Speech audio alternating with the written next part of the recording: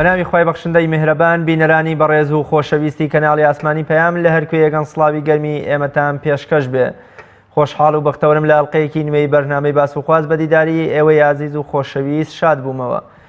لە بەرنامەی باسوخواستی ئەمڕۆماندا باز لە گەڕانەوە بۆ لای خوای گەورە دەکەین بۆ هۆی ڕوودا و پێشاتەکانی ڕۆژەوە. لە ماوەی چەند ڕۆژی ڕابردوودا ڕووداوەیەک لە دوای یەکەکان یان بوومە لەرزە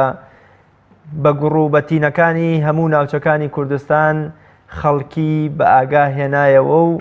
خەڵکی تا ڕادەیە لە هەموو جێگەیەک هەستیان ئەکرد یان دەیانەویست بەرەو لای خوای گەورە بگەڕێنەوە و واز لە هەموو شتێک بهێن و خۆیان بۆ خوای گەورە یەکلایی بکەنەوە. بەشێک لە خەڵکی پێیان وایە ئەمە سزا و تۆڵەی خوایە بۆ بەندەکانی، بەڵام چۆن ئێمە لەگەڵ ڕووداوەکانی ڕۆژدا لەگەڵ پێشهات و ڕووداوەکاندا مامەڵە بکەین و بە پێمان وایە خوای گەورە هیچ کاتێک سزای ئەم ئومەتەی پێغەمبەری خوا نادا صلی الله علیه وسلم، چونکە لە فەرمودەدا هاتووە پێغەمبەری خوا صلی الله علیه وسلم دەفەرمێ خوای گەورە لەبەر ڕێز و شکۆ و حورمەتی من قات و قڕی و بەردبارانکردن و ماڵوێرانکردنی بەسەر ئومەتەکەمدا نەهێشتووە هاوشێوەی ئومەتەکانی پێشوو، واتە ئومەتی پێغەمبەری خوا صلی الله علیه وسلم لە ئومەتانی دیکەی پێغەمبەرانی بەر لە پێغەمبەری خۆمان جیا دەکرێتەوە بەوەی کە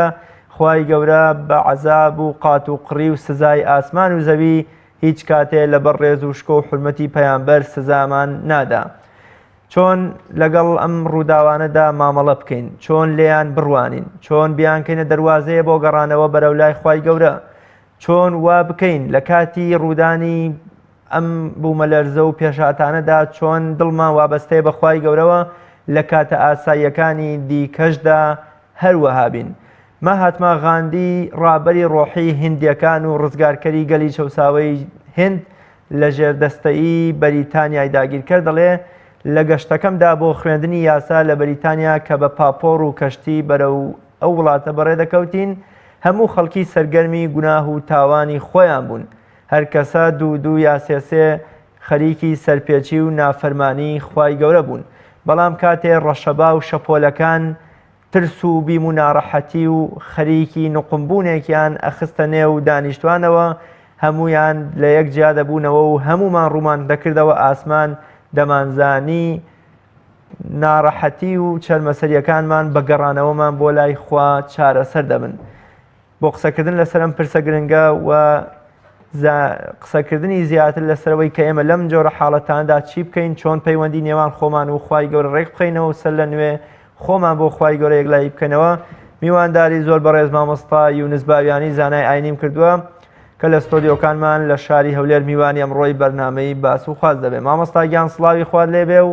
سپاس بۆ ئامادەبوونت. سپاس بۆی وە سەلامەت بین، خوای گەورە سەرکەوتتە ئینشاءڵڵا. زۆر سپاس مامۆستا. سەرتا پێم خۆشە هەر باز لە حاڵەتی بوومە لەرزە و ئەو حاڵەتانەی دیکە کە لە سروشدا ڕوو دەدەن ئەمانە پەیوەندیان بە چیەوە هەیە و چه گرنگیەکیان لە گەردووندا هەیە بۆ ژیانی مرۆڤەکان. بسم الله الرحمن الرحيم. الحمد لله والصلاة والسلام على رسول الله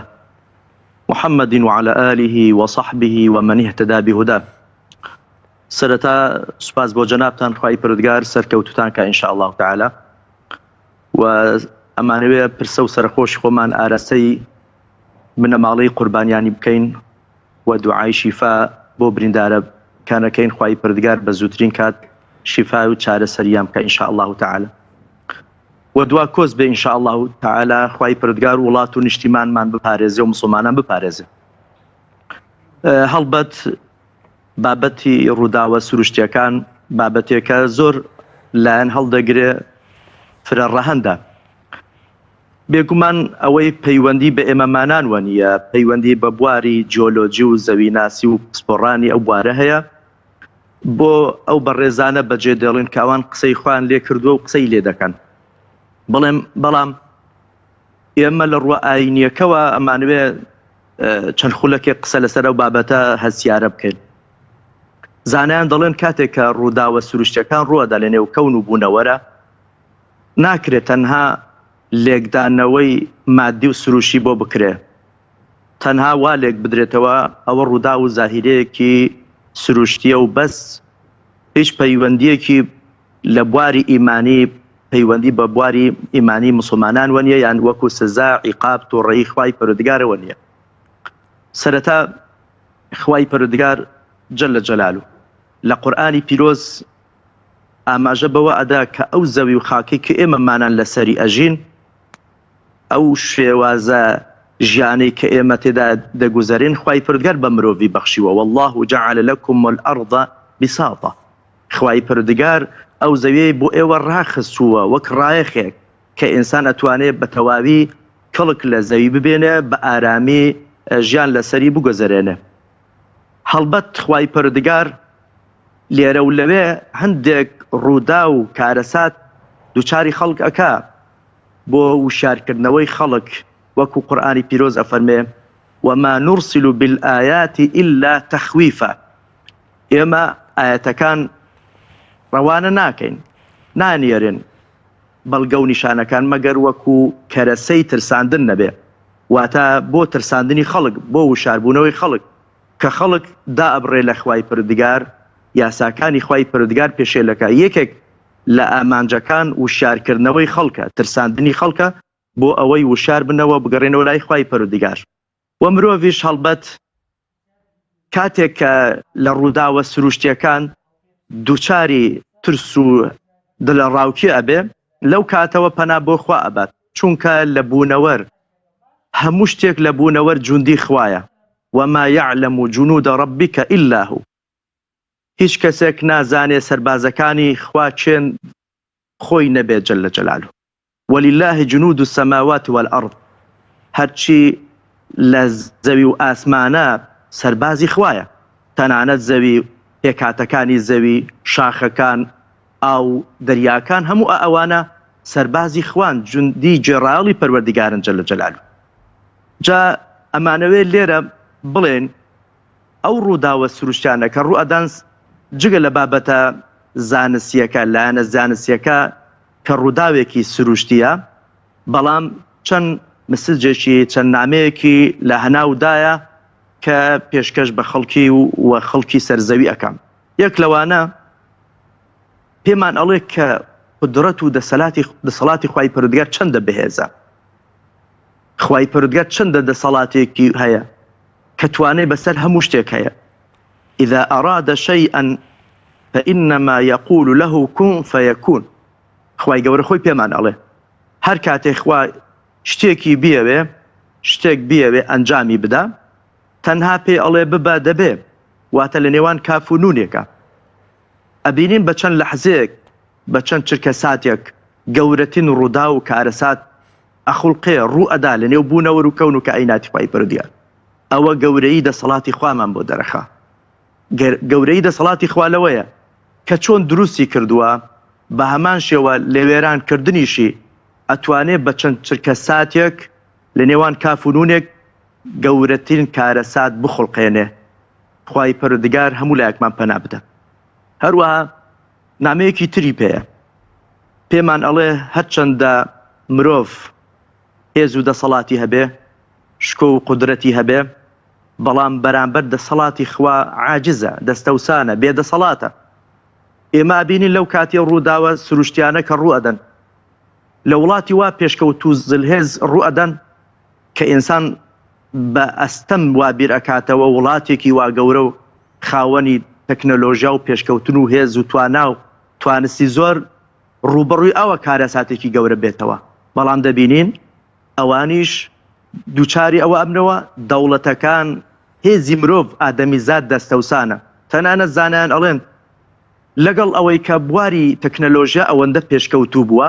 تا ئێستاش ناتوانن تەنانەت پێشبینی ئەوە بکەن کە کەی ڕووداوێکی وا سروشتی ڕوەدا وەکو هەژانی زەوی یان بوومە لەرزە. تەنانەت ناتوانن پێشبینیشی بکەن. ئەوەندە دەسەڵاتی خوای پەروەردگار بەسەرمانەوە بەهێزە، ئێمەش ئەوەندە بێدەسەڵاتین بەرامبەر خوا. وەکو خوای پەروەردگار پێمان ئەفەرمێ ئەنتم الفقراء، ئێوە هەژارن إلى الله بەرامبەر خوا. خوای پەروەردگار بێنیازە لە مرۆڤەکان، بەڵام خوای پەروەردگار بێنیازە بەرامبەرمان و ئێمە محتاج و پێویستی دەسەڵاتی خوای پەروەردگار. هەروەها ئەگەر خوێنەوەیەکی تری بۆ بکەین، لەو ڕووداوە سروشتیانە کە کاتێک دەبینین هەندێک ئەو دیمەنانەی کە دیمەنی وێرانکارن کە وڵاتێک شارێک مەملەکەتێک وێران بووە بەهۆی هەژانی زەویەوە لێم پێمان ئەڵێ کە ئەوە چەند دیمەنی کورتن کە ڕوودا و کارەساتی وا گەورە و مەزنی لێ ئەکەوێتەوە. ئەی ئەگەر هاتو بەراوردێ بکەین لەگەڵ زەوی هەژانە گەورەکەی ڕۆژی دواییە، هەڵبەت زەلزەلە و بوومە لەرزە و هەژانی زەوی کە لە ڕوودا و لە ژیانی ئێستامانە ڕوئەدا هیچ نییە بەرامبەر ڕووداوە گەورە و کارەساتە گەورە و بوومە لەرزە گەورەکەی ڕۆژی دواییە، چونکە ئەوە چەند حرەکەیەکی جوڵەیەکی کەمن، چەند زەوی هەژانێکی کەمن، بەڵام کاتێک کە قورئانی پیرۆز ئەخوێنینەوە پێمان ئەڵێ چی؟ إذا رجت الأرض رجة وبست الجبال بسة، يعني أفرمي وإذا حملت الأرض والجبال فدكتا دكة واحدة. آية أو روجگارا كزلزلة قورة كدس بيأكا خواي پردگار بيمان ألي سورتك لقرآن بيروزش بهماشي وبناوي سورة زلزلة كأماجبو رودا وقورة وكارسات قورة روجي دواي أكا. أفرمي إذا زلزلت الأرض زلزالها وأخرجت الأرض أثقالها وقال الإنسان ما لها. كاتك زوي هاتا هجان بوومە لەرزە گەورەکە لە زەوی ڕوویدا، زەوی هەرچی قورسایی هەیە لە ناخیە فڕیدا دەرەوە، مرۆڤەکان جانداران هەرچی قورسایی هەیە لە ناخیە فڕیدا دەرەوە. ئینسان ئەو کات کە پرسیارەکەوە چیەتی؟ بێگومان پرسیاری ڕوودانی کارەساتی وا گەورە ئەکات. ئایا ئەو ڕووداوە کارەساتە بوومە لەرزە و زەوی هەژانانەی کە زۆر بچووکن چەند دیمەنێکی زۆر کەمن لە ئاست ئەو ڕووداوە گەورە و دیمەنە مەزنە و گەورەی قیامەتا دەبێ ئینسانی مسلمان چۆن لێ ڕامێنێتن. خوای پەروەردگار هەژانە گەورەکەی ڕۆژی دوایی ناوی لێناوە عەظیم، زۆر مەزن گەورە. بەڵێ مامۆستا ئاگادارمان ئەکاتەوە خوای گەورە لە قورئانی پیرۆزدا چۆن باز لە حیکمەتی بوونی ئەم ڕووداوانە ئەکا، بە تایبەت شتێکی وەکو بوومە لەرزە کە ژیانی مرۆڤەکان هەموو تاڵەکە، مرۆڤەکان ترس و بیمێکی زۆریانە خاتە بەر و ناڕەحەتی و چەرمەسەریەک و سەرنجام برینداری و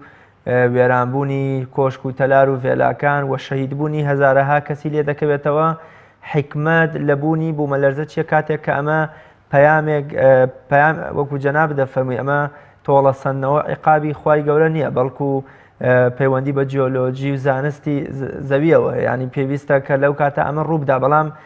حیکمەتەکەی لە لای خوای گەورە چۆن باس کراوە لە قورئان و فەرمودەکانی پێغەمبەری خوادا صلی الله عليه وسلم. هەڵبەت وەکو ئاماژەمان پێدا ناتوانین بڵێن تەنها عیقابێکی خوای پەروەردگارە و بەس بوارە زانستەکە ناکرێت فرامۆش بکرێت. هەڵبەت ئەوەی کە زانست ئەڵێ و زانایان و پسپۆران قسەی لێەکەن ئەوە ڕاستە تەواوە، بەڵام تەنها وەکو ئاماژەمان پێدا لە سەرەتاوە ناکرێت تەنها لێکدانەوەیەکی مادی بۆ بکەین، تەنها بە دیاریدەیەکی سروشی بدەینە قەڵەم، هیچ هەڵوەسەیەک نەکە لەسەر ڕووداوی ئاوە، چونکە زانایان و پێغەمبەری خوا صلی الله عليه وسلم چۆن لە قورئانە ئاماژەی پێدراوە و فەرمودەکانی پێغەمبەری خوا صلی الله عليه وسلم لە چەندین شوێن ئاماژەیان پێداوە کە ڕووداوی وە بۆ دەرسە پەندە، تەنانەت جاری وایە سزایە، یعنی هەمویان یەک شێوە و شکڵ نییە، هەمە چەشنن. پێغەمبەری خوا صلی الله عليه وسلم لە فەرمودەیە کە ئاماژەی پێدا ئەفەرمێ لا تقوم الساعة حتى يقبض العلم وتكثر الزلازل ويتقارب الزمان وتظهر الفتن ويكثر الهرج. پێغەمبەری خوا صلی الله عليه وسلم لەو فەرمودەیە کە پێشەوا بوخاری بۆمان ئەگێڕێتەوە فەرمێ ڕۆژی دوایی ڕوونادا هەڵناسێ تا چەند ڕووداوێک لە پێشتر ڕوونەدەن، لەوانە زانست بە تایبەتی زانستە شەرعیەکان هەڵنەگیریان کەم نەبێتەوە. و هەروەها زەوی لەرزین، بوومە لەرزە، زەوی هەژان ئەوانە زۆرە بن و تەکثر الزەلازل، کەواتە لە دەقی فەرمودەی پێغەمبەری خوا صلی الله عليه وسلم ئاماژەی پێداوە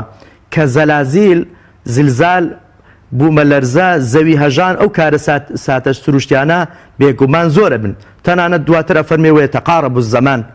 زەمان نزیک ئەبێتەوە. ئەوەش لێکدانەوەی خۆی هەیە کە ئەوە جێگەی مەبەسی ئێمەنیە یان ئەفەرمی فیتنە ئاشوو بەڵاو شەڕ و ئاژاوە کێشە زۆرە بێ ئەوانش کە پێغەمبەری خوا ئاماژەی پێدان ئەوەی مەبەسمان بوو پێغەمبەری خوا صلی الله عليه وسلم پێمان ئەڵێ کە یەکێک لە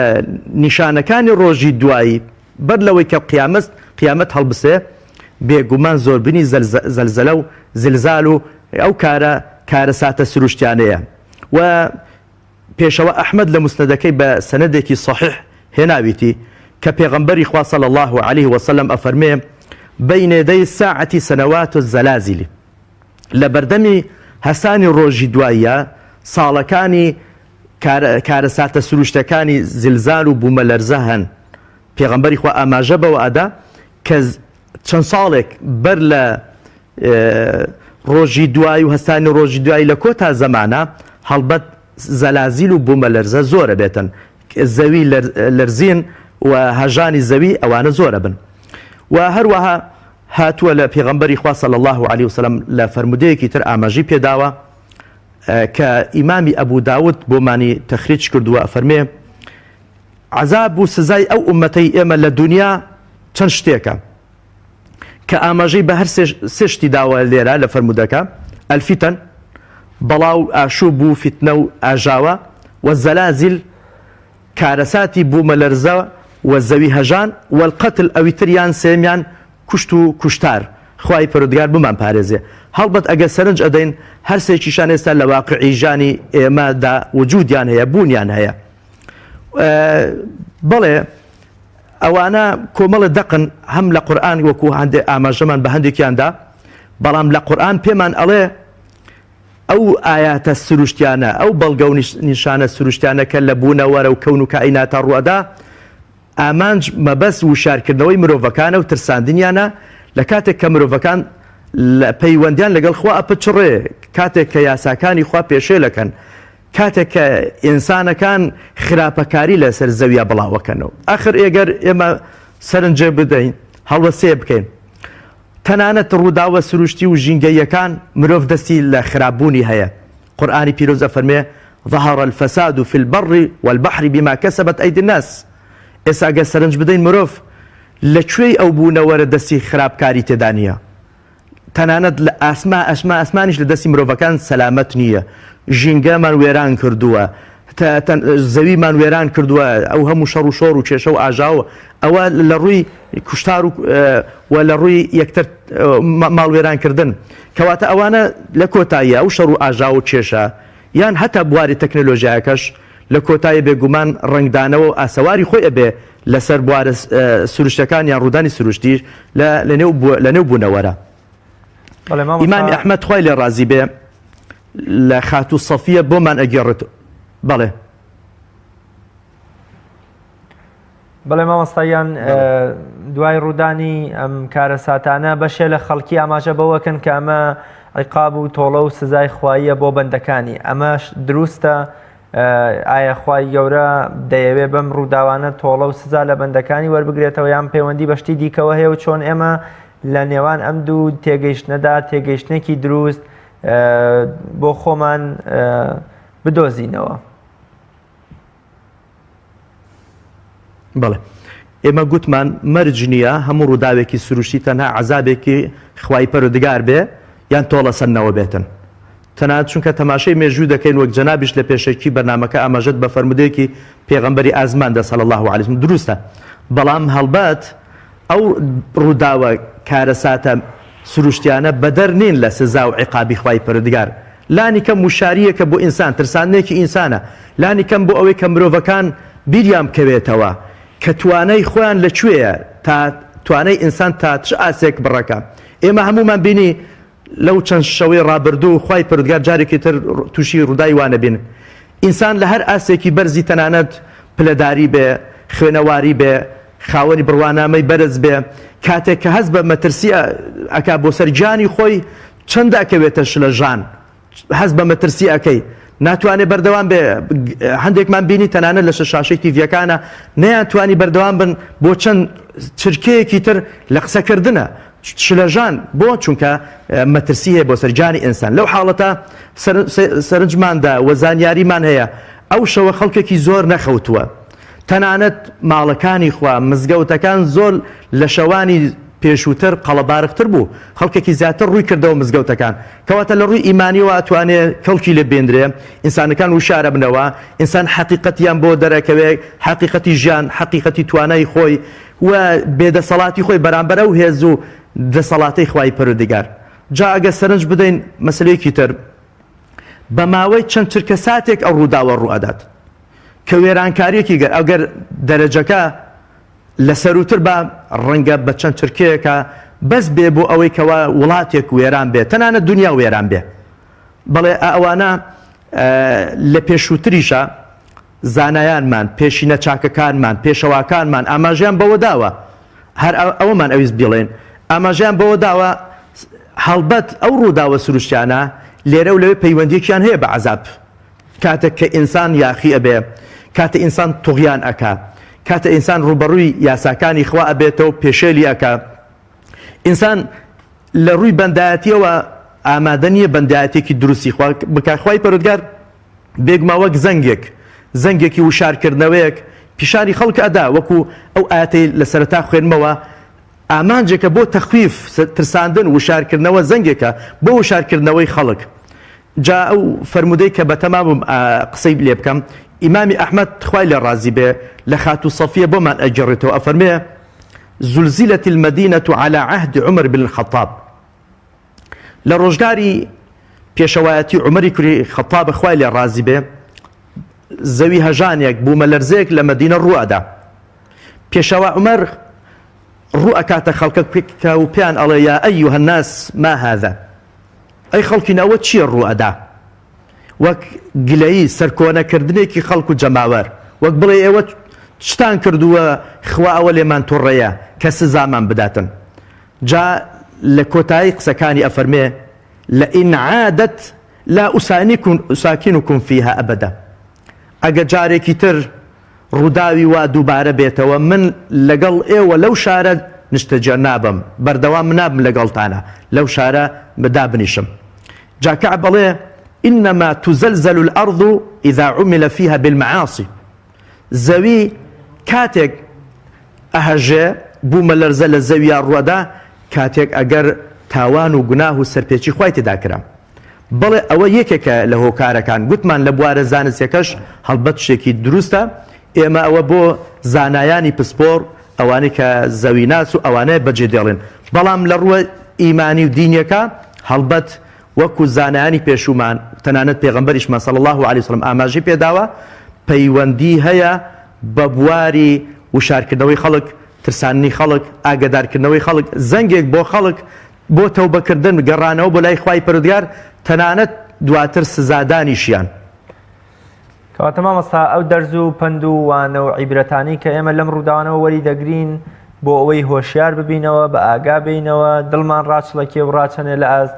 فەرمان و سنوورەکانی خوای گەورە چین چ دەرز و پند و وانە و عیبرەتێکیان لێ وەرەگرین بەڵێ ئینسانەکان بە تایبەتی باوەڕدارن هەمیشە وا پێویستە لە کاتی کارەسات موسیبەتێک تەنانەت موسیبەت المەوت پێغەمبەری خوا صلی الله علیه وسلم ئەفەرمێ کەفا بالمەوت واعظە مردن بەسە بۆ ئامۆژگاری ئینسان کە تاکە ئامۆژگاری کاری ئینسان بێتن جا ئەگەر مردن ئامۆژگاری مرۆڤکە کە لەو کارەساتەنە مردنی تێدایە وێرانکاری تێدایە وڵات و ژیان و گیانی خەڵک هەموو ماڵ و سەروەت و سامانی خەڵک ئەکەوێتە ژێر مەترسی ئایا پێویست بەوە ناکە کە ئینسان حیسابی بۆ بکە بێگومان ئەوە پێویست بەوە دەکا کە ئینسان دەرس و پند لەوە وەربگرێتن خێرا بکە بۆ تەوبەکردن ئاخر ئەگەر هەر هیچ نەبێ ئەو ڕووداوە سروشتیانە بۆ من و تۆیەکیش بۆ چەند کەسێکیش کە خوای پەروەردگار لەو کارەساتە ڕزگاریش کردن بەس کۆمەڵە خەڵکێکیش خوای پەروەردگار گەڕاندنیەوە بلای خۆی واتە بووە مایەی مردنی ئەوان ئەگەر ئینسان لەو حاڵەتە دەرس وەرنەگرێ ئیوایە ڕەنگە ببێتەوە بەو گەڕانەوە بۆ لای خوای پەروەردگار گەڕابێتەوە لای خوا ئایا ئەو ئینسانە جاریوێ نوێژی نەکردووە عیبادەتی خوای نەکردووە تەنانەت ئیوایە باوەڕی بەخوا نەبووە ئەوها بەو ماڵوێرانەی گەڕاوە لای خوای پەروەردگار ئەوە بۆ نەبێتە دەرس و پندێک بۆ من و تۆیەک کە ئەگەر ڕووداوێکی وابێ مەترسی لەسەر جان و مەسیر و چارەنووسمان هەیە بۆیە پێویستە ئینسان هەمیشە لە حاڵەتێکی بە ئاگاییا بێ وشار بێ هەمیشە وا ئامادە بێ هەر کاتێک ئەو کۆتایی بە ژیانی هات کەسێکی ئامادە و حازر بێ بۆ گەڕانەوە لای خۆی پەروەردگار. بێگومان کۆمەڵێ دەرس و پەندی تێدایە وە کۆمەڵێ هەنگاو پێویستە ئینسانی مسلمان لەو حاڵەتە بیان گرێتە بەر. لەوانە گوتمان تەوبەکردن و گەڕانەوەیە، پەشێمانبوونەوەیە لە تاوان و خراپە و خەتاکاری کە ئینسان هەیەی و هەموو لایەکمان لە ئاسی خۆی بە شێوێک لە شێوەکان هەیەی. بەڵام کە کاتێک ئەو ڕووداوانە ئەبێ زیاتر ئینسان لە ناخەوە وەکو موچرکێک وشار ئەبێتەوە، بێدەسەڵاتی خۆی وەکو گوتمان بیرەکەوێتەوە، دەسەڵاتی خوای بیرەکەوێتەوە، بابەتی مردن و مەترسی بۆ سەر گیانی دوور بیرەکەوێتەوە. و سنەتی خوای پەروەردگاریش وایە جەلە جەلالو، هەمیشە تاوانکارانی بە درێژایی مێژوو بە کارەساتە سروشتەکان سزا داون. ئەگەر ئێمە تەماشە بکەین لە قورئانی پیرۆز قسە و چیرۆک و داستانی چەند گەل و نەتەوەیەکمان بۆ باسەکە خوای پەروەردگار. لەوانە گەلی نوح کە خوای پەروەردگار کە نغڕۆی کردن، غەرقی نێو ئاوی کردن و خینکاندنی، گەلی عاد بە ئەڕیح العەقیم و گەلی ثەمود بە ئەصەیحە و هەروەها گەلی لوط سەلامی خوایان لەسەر بێ کە خوای پەروەردگار زەویەکەی سەراوە ژێر کرد و بەردی بەسەرا باراندن. ئەوانە کارەساتی سروشتی بوون، بەڵام خوای پەروەردگار وەک سزایەک بەکاری هێنا بۆ ئەوان. لە قورئانیش ئاماژە پێ ئەدا ئەفەرمێ فكلا أخذنا بذنبه فمنهم من أرسلنا عليه حاصبا ومنهم من أخذته الصيحة ومنهم من خسفنا به الأرض ومنهم من أغرقنا وما كان الله ليظلمهم ولكن كانوا أنفسهم يظلمون. أفرمي همو أواني للرابردو أو قالوا نتواني كان ياريونا حزي أن لقال خوا وبيغمبراني خوا كردوا إما بهوي سزا بذنبي واتە بەهۆی تاوان و خراپە و خەتاکارەکانیان ئێمە سزاوماندان. سزاکانیشان جۆرا و جۆر و هەمە چەشن بووە. ئیوان هەبوو ئەرسەلنا عەلەیهی حاصیبە، خوای پەروەردگار بایەکی توندی ڕەشەبایەکی توندی بۆ ناردوون، ئیوا هەیە دەنگێکی بەهێزی بۆ ناردوون، ئیوا هەیە لە زەویان نغڕۆ کردوون، ئیوا هەیە بوومە لەرزەی بۆ ناردوون، ئیوا هەیە خوای پەروەردگار لە ئاو خینکاندوێتی. جا لە کۆتایی ئایەتەکە ئەفەرمێ خوا زوڵمی لێ نەکردوون، ستەمی لێ نەکردوون، چونکە خوا زوڵم لە بەندەکانی ناکە، بەڵام ئەوان خۆیان زوڵم و ستەمیان لە خۆیان کرد کە ڕێگای خەتاکار و دژمنایەتیان هەڵبژارد. بەڵێ مامۆستا لە ئەسنای ڕووداوەکانە هەمیشە مرۆڤەکان جۆرێ لە پەشیمانی و دەربڕینی تەوبەیان پێوە دەبینرێ، چۆن دوای ڕووداوەکانیش بەردەوام بن. وەکوە بینین کەمێک لە خەڵکی لە دوای ڕووداوەکان هەر بەپێی ئەو حاڵەتی ڕووداوە توانن بمێننەوە و هەمیشە بیریان لای خوا بێ و بەرەو خوا بگەڕێنەوە. چۆن ئێمەم ڕۆمشەو درێژە پێ بدەین و دوای ڕووداوەکان و ئاسایی بوونەوەی ڕووداوەکان نەبینەوە بە وەکوڵێ عەبدی هەوا و ئارەزوو نەفسی خۆمان. بەڵێ ئەو خاڵێکی زۆر پێویستەکە ئاماژەی پێ بدرێ هەڵبەت، چونکە خەڵکێکی زۆر لە مسلمانان بەداخەواڵێم کاتێک کە ترسێک مەترسێکیان ڕوویان تێەکە لەو حاڵەتە دەگەڕێنەوە، پەشیمان دەبنەوە، تەوبە دەکەن، دەبنە ئینسانێکی مسلمانێکی چاک، بەڵام دواتر کە مەترسیەکە ڕەوایەوە ئەگەڕێنەوە سەرباری جارانیان کە خوای پەروەردگار لە قورئانە نمونەی ئەوەی هێناوە، باس لە مشتیکەکانەکە. ئەفەرمێ وە نمونەکە وا دێنێتەوە ئەگەر ئەوان لە نێو فولک و کەشتیەکا بن، کاتێک کە مەترسی بۆ سەریان دروست ئەبێ کە بخنکێن کە جانن کەوێتە مەترسی، ئەوان هاواری خوا ئەکەن و ئەگەڕێنەوە لای خوا،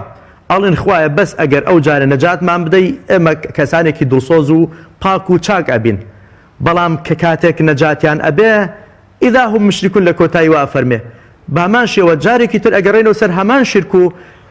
گوناه و خراپە و خراپەکاری. ئەوە بەڕاستی نیشانێکی خراپە، هەنگاوێکی خراپە، چونکە ئینسانی مسلمان یەکێک لە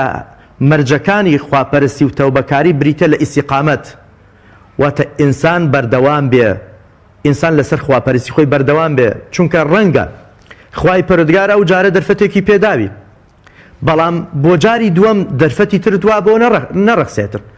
زۆر خەڵکمان بینیوە خوای پەروەردگار چەندین دەرفەتی پێداوە، بەڵام ئەو دەرفەتانەی لەدەست داوە لە پڕێکە گەڕاوەتەوە سەر خەتا و تاوانەکانی خۆی، ئەو جارە بە شێوازێک خوا بۆ لای خۆی بردۆتەوە و گەڕاوەتەوە لای خوا و مردووە کە دەرفەتی ئەوەی بۆ نەڕەخساوە تەوبە بکە و پەشێمان بێتەوە. بۆیە زەرورە ئینسانی موسڵمان هەمیشە ئەوە بە دەرفەتێکی خوایی تێبگا، ئەوە فەرسەتێکە کە خوا وەک خەڵاتێک ئەی بەخشێ بە مرۆڤەکان وشاریان ئەکاتەوە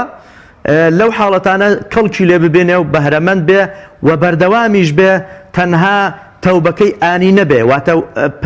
پەیوەست نەبێ بەو کات و بارودۆخە دواتر بگەڕێتەوە سەرباری خراپی جارانی.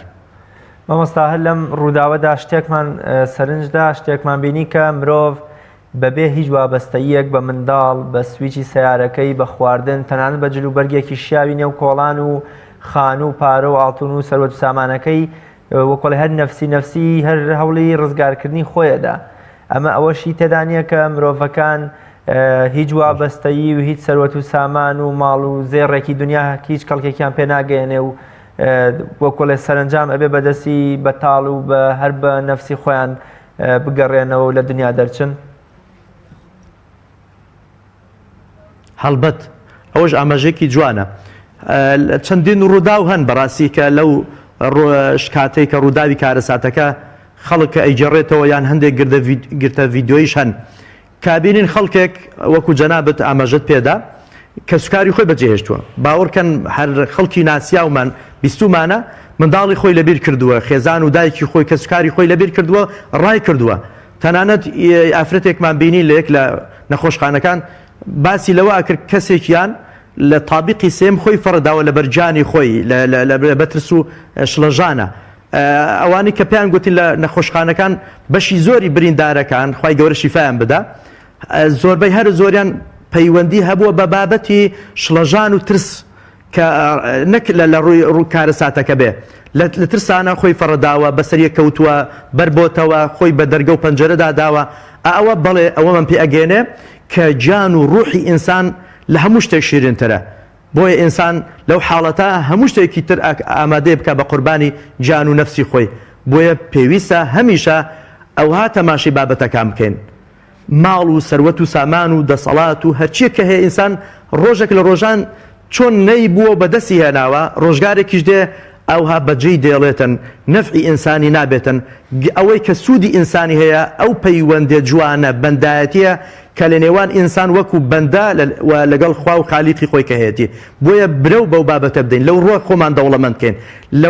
لەولایەنە سەرمایە کۆبکەینەوە نەک ئەو سەرمانێکێتەکە بە چەند چرکە ساتێک لە دەستی دەدەین نەفع و سوودێکمان پێناگەن. چەند خەڵکێکی سەرمایەدار هەبووە ڕەنگە لەو بارودۆخە سروشتانە جانی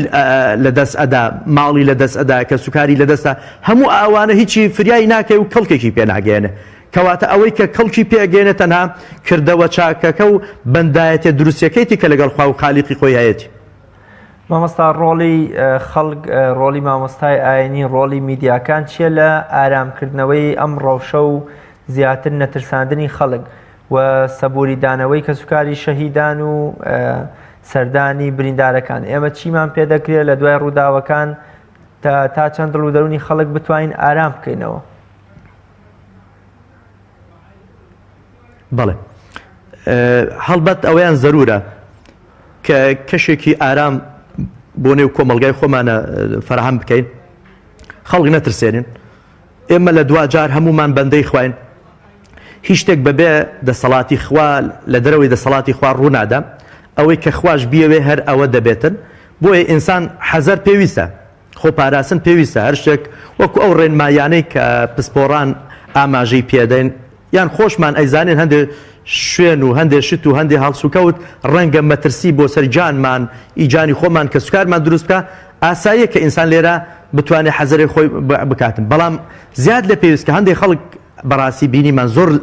زیاد لە پێویست خۆیان ترساندووە کە لەوە زەرری زیاتریان بینەوە ئەوە لێرە هیوادارین جاری تر دووبارە نەبێ خەڵک هەیە من بێ و سەبر و ئارام و خۆڕاگیری هەبێ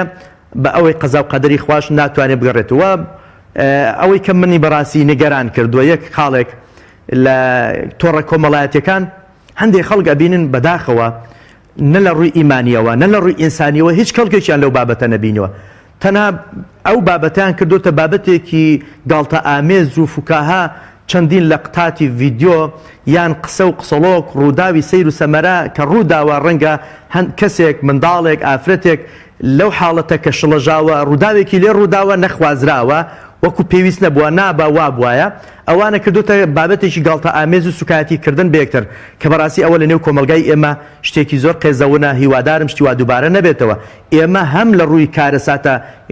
گەورەیەکە کارەساتە سروشتەکە کارەساتێکی گەورە بوو ئەبێ لە ڕووی ئیمانی و کەڵکی لێ ببینین و هەمیش لە ڕووی ئینسانیەوە ئینسان نابێ ئەو جۆرە ڕەفتارانەی هەبێ بەڵکو چۆن ئێمە خۆشحاڵ بین ئەمن لام سەیرە چۆن ئێمە خۆشحاڵ بین کە کارەساتێکی گەورە نێو بە تایبەتی لەنێو خەڵکێکی مسلمان ئەوان لە دوا ڕۆژ لە دوایە ئینسانن و هەروەها لە نێونێتەوە وڵات و زێدی خۆشمان لە کوردستانە ڕوویداوە ئەوەی لەو دیوە یان لە دیوەکەی تریش هەر هەمووی خەڵکی کوردستانی بەشمەینەتە دووچاری و کارەساتە بووە کەچی خەڵکێک لێرە و لەوێ وەکو شتێکی فوکاهەی و گاڵتە ئامێزی قسەی سەیر و سەمەرە لێرە بڵاو ئەکاتەوە قسەی لەسەر ئەنووسێ لە جاتی پەندی لێوەر بگرێ لە جاتی هاوخەمی بۆ شەهیدان و بنەماڵی قوربانیەکان دەربڕێ کەچی لێرە وەکو بابەتێکی گاڵتە ئامێزی قسەی لێکە مامۆستا لە فەرمودەشدا هاتووە کە پێغەمبەری خوا صلی الله علیه وسلم یەکێک لەو حەوت چینەی کە بە شەهیدی دنیایی حساب دەکەن کەسێکە کە خان و تەلار و باڵەخانە بەسەریدا بڕوخێ توانین بڵین حکمی ئەو کەسانەی کە بوونەتە ژێردار و پردووی بینا و تەلارەکانە و ئەمانە شەهیدن و خوای گەورە ئینشەڵا بە شەهیدیش قبوڵیان بکە بەڵێ بێگومان شەهید چەند جۆرێکی هەیە لەوانە ئەوەی کەوا بە هەدم وەکو لە فەرمودەکە ئاماژەی پێدراوە بابەتی ڕوخان جاخانی بەسەرا بڕوخێ شاخێکی بەسەرا بڕوخێ شتێکی بەسەرا بکەوێ هەڵبەت لەو حاڵەتانە ئەو ئینسانانە یەکەکن لەو کەسانەی کە پلێک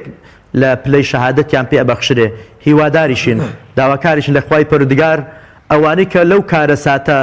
جانیان سپارد گەڕانەوە لای خوای پەروردگار پلەی بەرزی شەهادەتیان پێ بەخشێ ئینشاء الله تعالی هەڵبەت بێگومان پلەی شەهیدیان هەیە لە ڕێی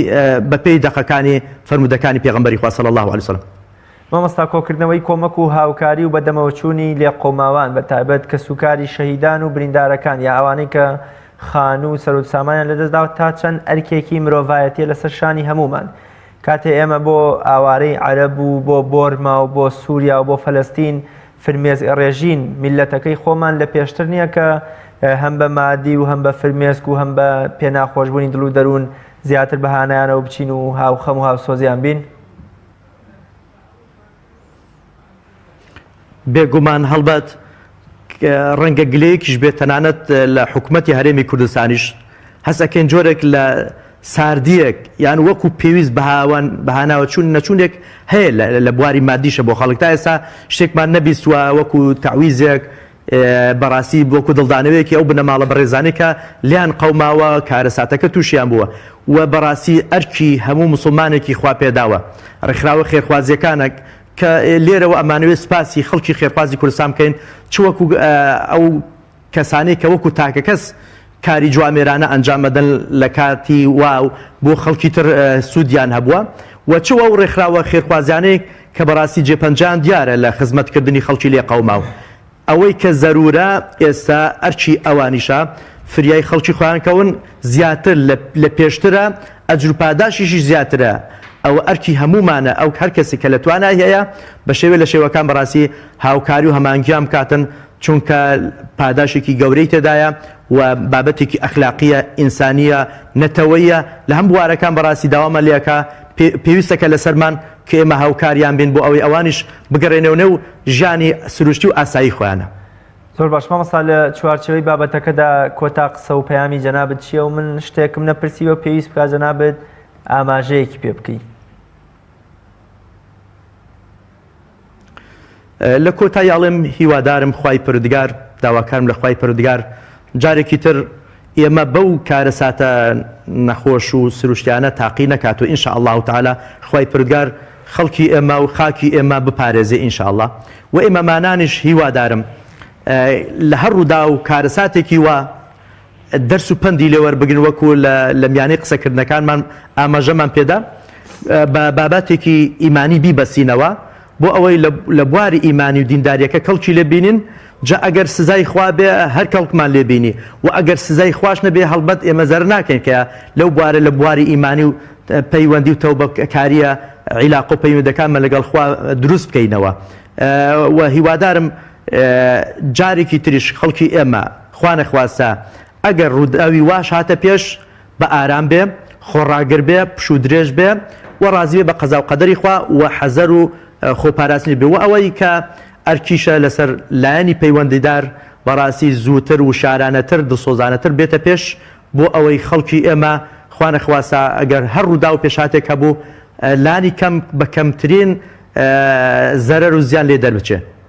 زۆر سپاس بۆ بەڕێز مامۆستا یونس بایانی زانایانی کە لە ستۆدیۆکانمان لە شاری هەولێر میوانی ئەمڕۆی بەرنامەی باس و خواز بوویت. بینەرانی بەڕێز و خۆشەویست سپاس بۆ ئێوەی عزیزیش کە تام ساتە بینەرمامون تا بە یەگەشتنەوەیەکی دیکە بەخوای گەورەتان ئەسپێرم خواتان لەگەڵ.